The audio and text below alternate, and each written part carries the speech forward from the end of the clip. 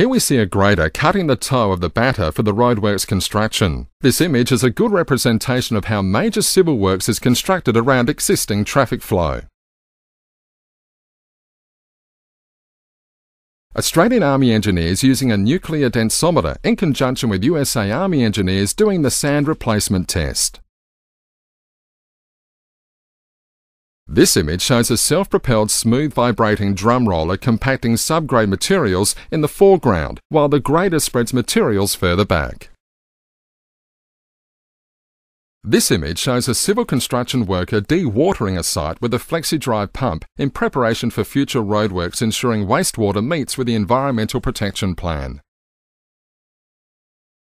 Here we see a CC10 twin roller working in conjunction with a smooth drum self-propelled roller compacting sub-base materials.